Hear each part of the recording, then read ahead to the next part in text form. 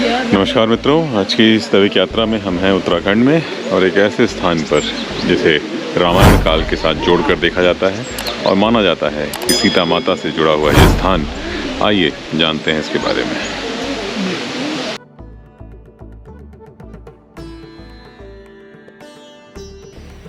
ठंडक की सुबह और खूबसूरत रास्ते। आज हम एक ऐसे खूबसूरत सफ़र पर हैं जो कि जाता है एक ऐसे दैविक स्थान की तरफ जिसकी एक अपनी कई सारी कहानियाँ और किस्से हैं, जिसका त्रेता काल से भी जोड़ के देखा जाना पाया गया है, रामायण में जिक्र पाया गया है। स्थानीय लोग तरह तरह की बातें करते हैं स्थान को लेकर के। और जैसा मैंने आपसे शुरुआत में कहा कि हम हैं उत्तराखंड में, देवों की ये भूमि। और आज हम जिम कॉर्बेट में होते हुए, जैसा कि आप देख रहे हैं, जंगलों के बीच से हम निकल रहे हैं और आनंद ले रहे हैं इस रास्ते का। ये बीच में हम आके रुके हैं, यहाँ पर नदी ने रास्ते को रोका है, या कह लीजिए नदी ने एक नया रास्ता दिया है, जैसे भी आप इसे देखें। लेकिन एक अलग सा एडवेंचर है, एक अलग सा थ्रिल है अगर आप इस रास्ते पर आते हैं तो आप पाएंगे। और हम इसके साथ इससे निकलते हुए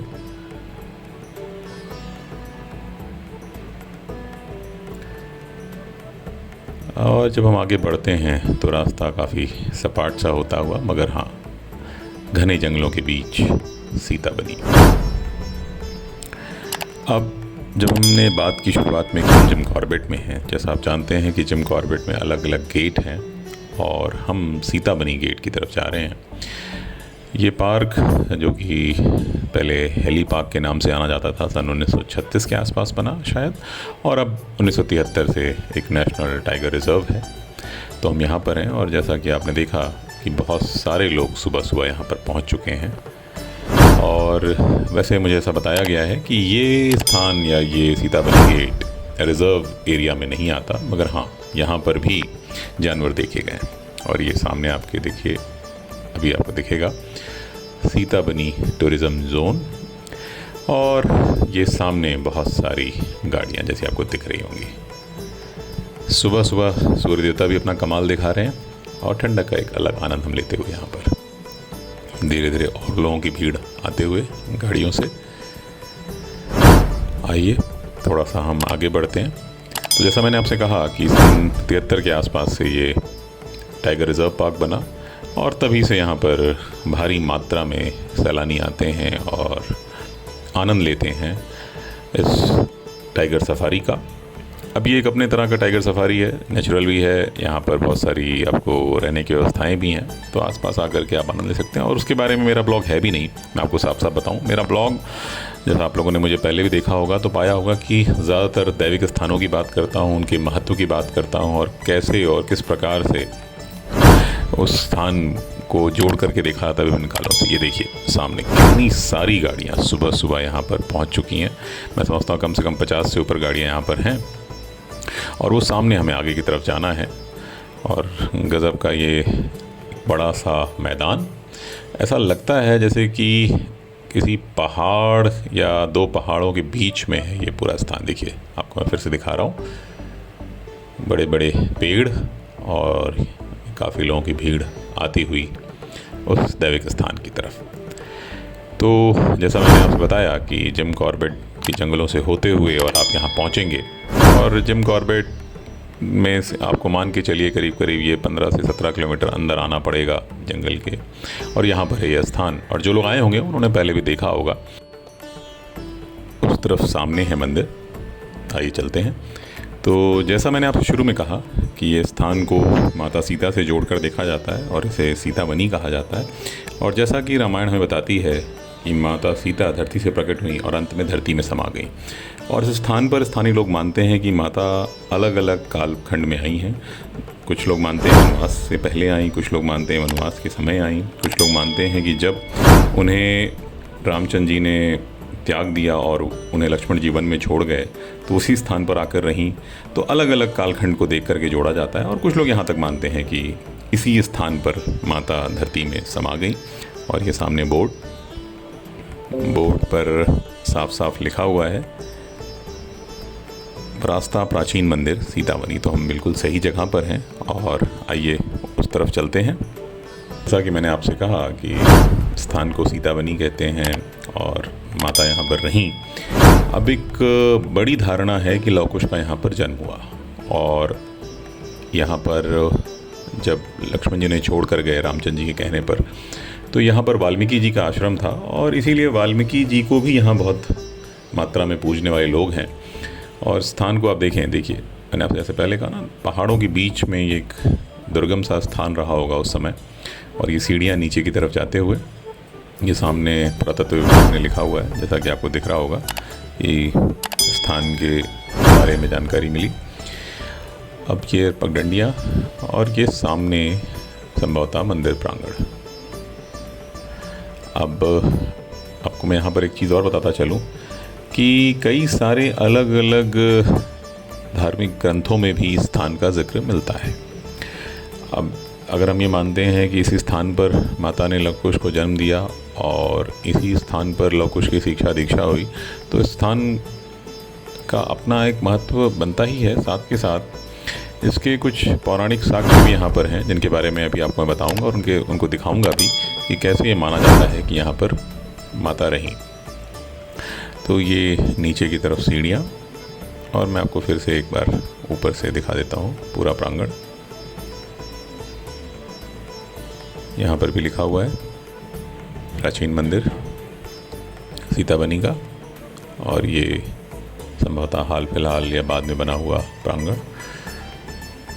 उस तरफ शायद पुजारी जी हैं, आइए उधर चलते हैं।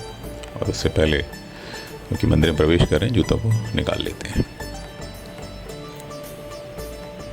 यहाँ पर एक यज्ञ वेदी और ये सामने एक बोर्ड। पूरा इतिहास इस स्थान के बारे में यहाँ पर स्थानीय प्रशासन द्वारा लगाया गया बोर्ड और उस पर पूरी जानकारी है। अब इसके हिसाब से तो इस स्थान को महाभारत काल से भी जोड़कर देखा जाता है और अन्य कालों के बारे में वर्णन किया गया है।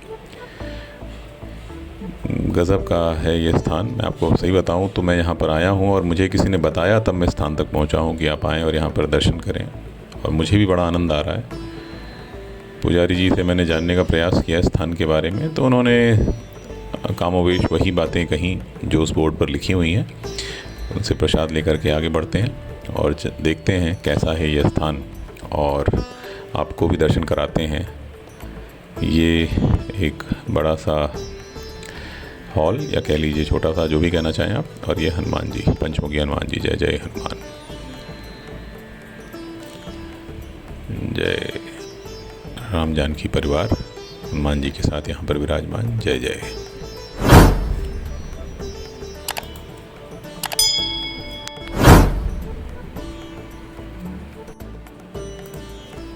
अच्छा, मैं आपको यहाँ पर बताता चलूँ कि जैसा मैंने आपसे कहा कि सीतावनी का उल्लेख कई सारे धर्म ग्रंथों में मिलता है। और ये पीछे देखिए आप सामने अगर आपके, तो एक ताल, इसके बारे में आपको बताऊंगा इसका क्या महत्व है। तो जैसा मैंने आपसे कहा कि सीतावनी का उल्लेख कई धर्म ग्रंथों में मिलता है। आप रामायण, स्कंद पुराण और महाभारत में भी इस तीर्थ के बारे में बताया गया है। महाभारत में 83वें अध्याय में वर्णित श्लोक संख्या 49 से 60 तक में सीतावनी का उल्लेख है, जैसा कि मैंने इंटरनेट पे पढ़ा है और मैं आपको जानकारी दे रहा हूँ। ये छोटे छोटे मंदिर, और आपको अंदर से मंदिर के दर्शन कराता हूँ। जय माता रानी, जय जय जय जय। ये बगल में एक छोटा सा और मंदिर, और आइए अंदर चलते हैं। ये एक छोटा सा मंदिर, और अंदर माता की मूर्ति, माता सीता लव और कुश के साथ, जैसा आपके आप सामने देख रहे होंगे। आइए बगल में चलते हैं, और ये हैं सीतेश्वर महादेव। जी हाँ, इन्हें ही कहा जाता है सीतेश्वर महादेव। माना जाता है, कुछ लोग मानते हैं कि यहाँ पर माता सीता ने रामचंद्र जी के साथ शंकर जी की उपासना की, कुछ लोग कहते हैं बाद में की, मगर हाँ, इस स्थान को सीतेश्वर महादेव ही कहते हैं। गजब की महिमा है महादेव की। और ये बगल का हिस्सा, यहाँ पर भी कुछ यज्ञ वेदियाँ हैं, और सामने ये अनुपम दृश्य सुबह सुबह ठंडक में और चिलचिलाती धूप में, बड़ा ही मनोरम है ये स्थान। और ये कलकल बहता पानी, ये कलकल बहती धारा, इस धारा को राम लक्ष्मण धारा भी कहा जाता है, लव कुश धारा भी कहा जाता है। विशेषता ये है कि ठंडक के महीने में भी ये बिल्कुल, क्या कह सकते हैं कि बिल्कुल नॉर्मल टेम्परेचर पे पानी होता है। और मैंने इसको छू करके भी अनुभव किया इस ठंडक के मौसम में भी। ये आपको मैं दिखाता हूँ, जो मैंने ताल या कुंड जैसा मैंने आपसे पहले जिक्र किया था, आपको थोड़ा बहुत दिख रहा होगा। अभी आपको उसके बारे में भी मैं आपको बताता हूँ। और ये देखिए गज़ब का मनोरम दृश्य, जैसा मैं आपसे पहले कह रहा था। अब ये जो स्थान है, जैसा मैंने आपसे कहा कि अलग अलग कालखंड में यहाँ पर सीता माता रहीं, तो इसको अलग अलग तरीके से देखा जाता है। मगर एक बात तो तय है कि ये बेहद पुराना स्थान है और इसकी एक अलग दैविक महत्व है।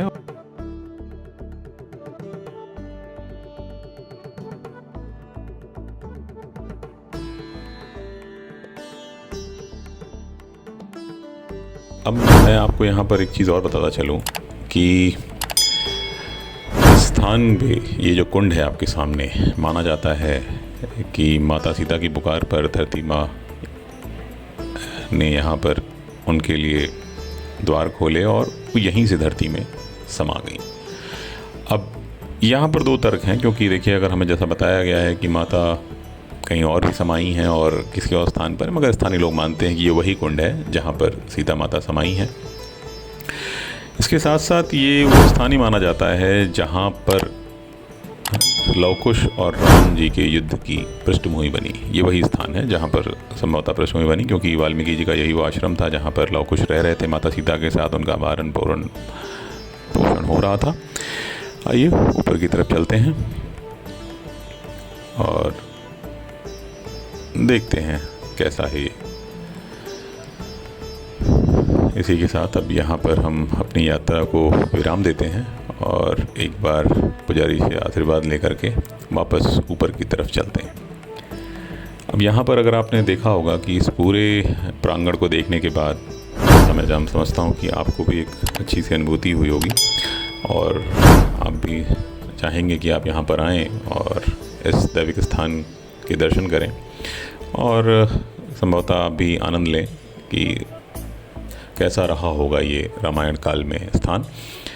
यहाँ पर आप लोगों से मैं निवेदन करना चाहूँगा कि हमारे चैनल दैविक यात्रा को आप लोग सब्सक्राइब करें और अपने जानने वालों के साथ शेयर करें, क्योंकि इस चैनल का उद्देश्य एकमात्र है, वो ये है कि ऐसे दैविक स्थानों के बारे में जानकारी जिनका कि रामायण, त्रेता काल या महाभारत या किसी भी अन्य काल से जुड़ाव रहा है, उसके बारे में मैं सब आम जनमानस को बताना चाहता हूँ और ज़्यादा से ज़्यादा लोगों तक इस जानकारी को पहुँचाना चाहता हूँ, जिससे कि हर कोई ये समझ सके कि हमारे दैविक स्थान कहाँ कहाँ पर हैं और क्या है उनका महत्व। इसी उद्देश्य के साथ मैंने चैनल बनाया है। तो आप लोगों से विनम्र निवेदन है कि अपने जानने वालों के साथ इस चैनल को शेयर करें और भारी मात्रा में उनसे कहें कि सब्सक्राइब करें। यही मेरा एकमात्र आप लोगों से अनुरोध है। इसी के साथ मैं यहाँ पर विराम लेता हूँ और अगले ब्लॉग में आपको उत्तराखंड के एक दूसरे दैविक स्थान के दर्शन कराऊँगा। धन्यवाद।